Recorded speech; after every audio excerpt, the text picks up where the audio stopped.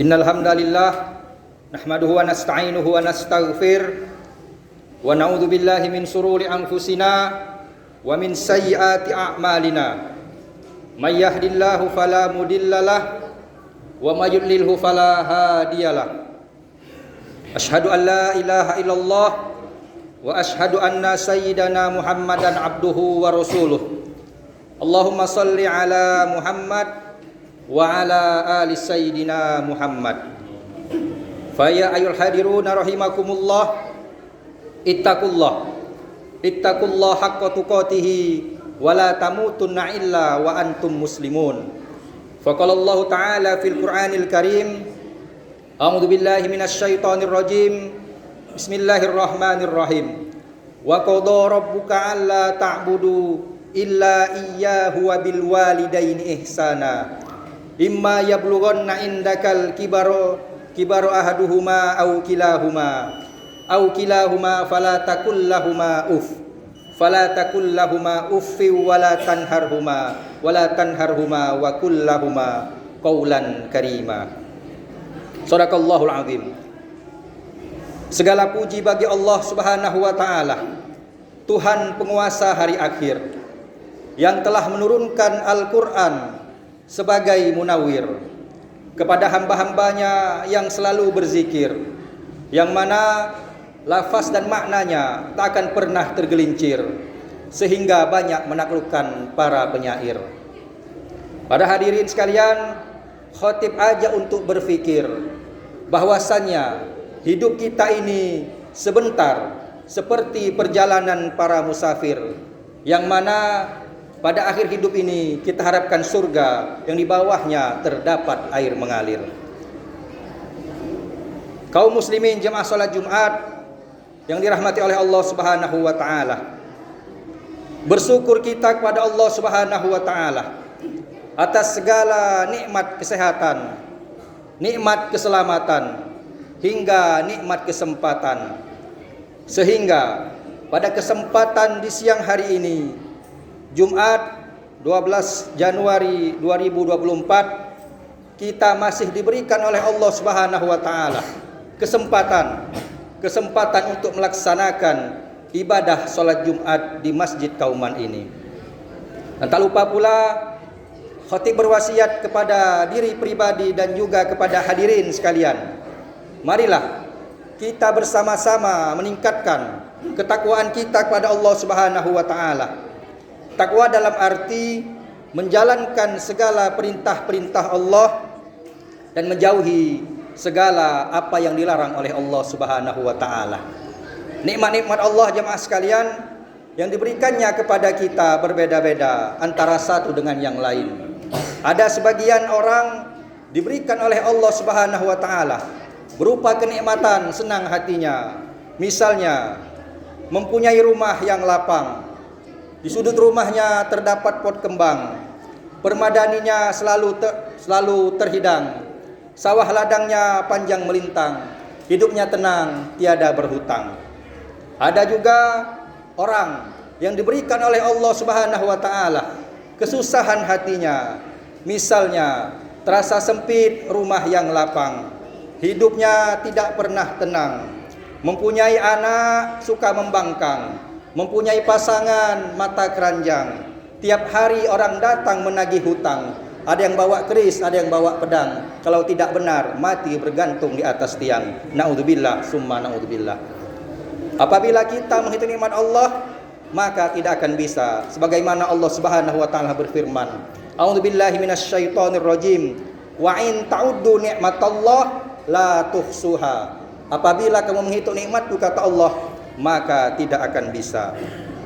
Kaum muslimin jemaah salat Jumat yang dirahmati oleh Allah Subhanahu wa taala, terbiasakah kita setiap melaksanakan salat 5 waktu, sehabis salat kita selalu mendoakan kedua orang tua kita? Akankah lisan kita ini selalu mendoakan kedua orang tua kita, baik yang ada maupun yang telah tiada? Apakah kita sering membaca doa, Allahumma ighfir lana dzunubana wa dzunuba walidaina warhamhuma kama rabbayana shaghira? Artinya, Ya Allah Tuhanku, ampunilah dosaku dan ampunilah segala dosa-dosa kedua orang tuaku. Sayangilah kedua orang tuaku sebagaimana mereka menyayangiku sewaktu kecil. Nah, jamaah sekalian, doa ini sepele jamaah sekalian.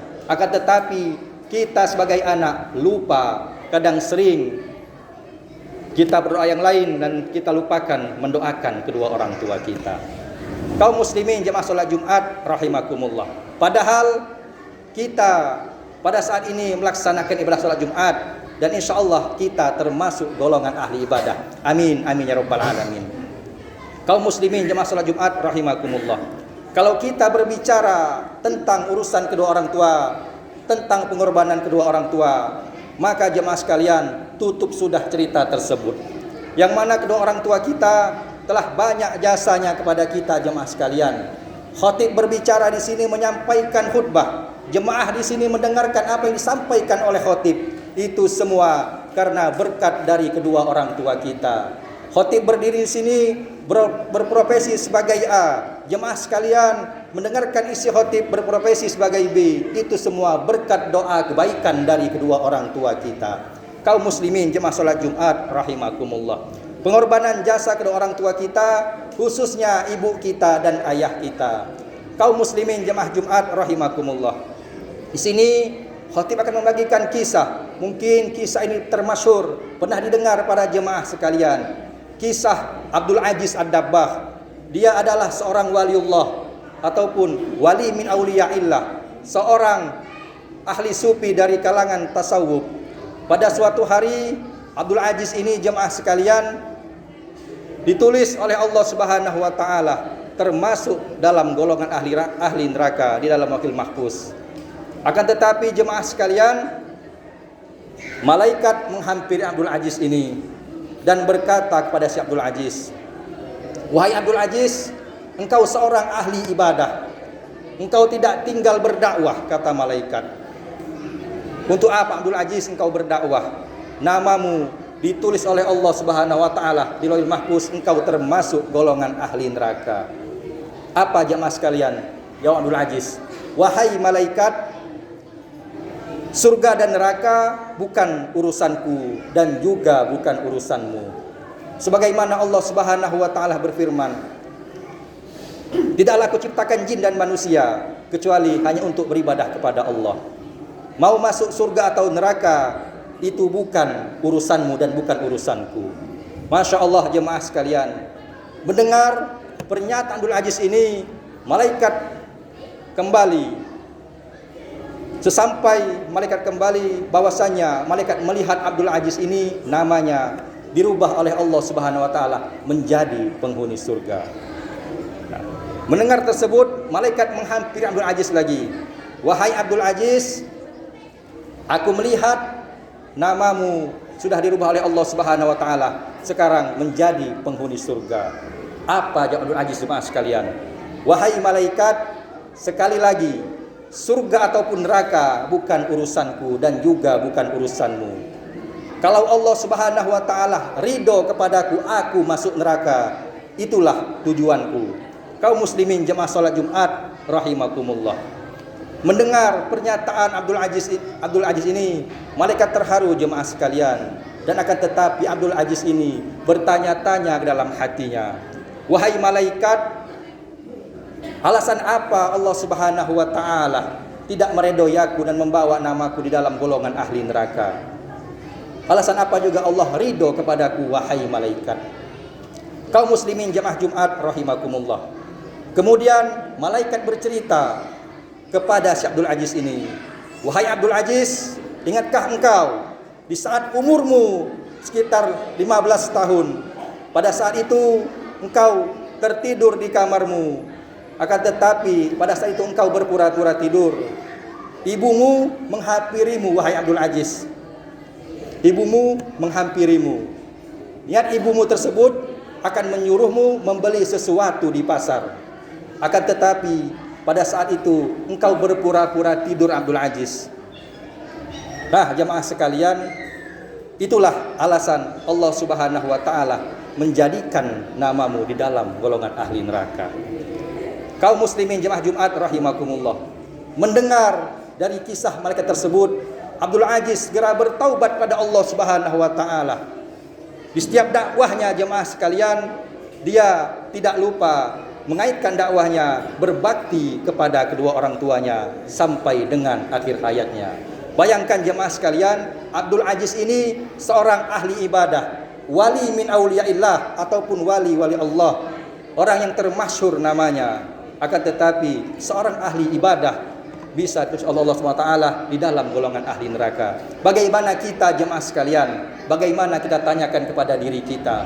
Wahai anak-anakku di sini, wahai adik-adikku, marilah kita sayangi kedua orang tua kita sebagaimana kedua orang tua kita menyayangi kita sewaktu kecil. Kasih sayang kedua orang tua tidak akan terbalas sampai kapanpun jemaah sekalian. Tua itu insya Allah akan kita hadapi. Akan tetapi naudzubillah jemaah sekalian, kira-kira di saat kita tua nanti, apakah ada anak kita yang selalu mendoakan kita? Apakah kita tinggalkan anak-anak yang soleh yang selalu mendoakan kita? Baru-baru ini jemaah sekalian lagi viral-viralnya, naudzubillah summa naudzubillah. Mungkin jemaah sekalian di sini dikatakan 80% lah mempunyai HP Android ataupun media sosial. Ada kejadian seorang bapak dalam keadaan tua renta yang dimasukkan, dipaksa oleh anaknya ke dalam panti sosial ataupun panti jompo. Padahal jemaah sekalian, anak-anaknya ini termasuk orang-orang yang hebat, termasuk orang-orang yang berpangkat jemaah sekalian.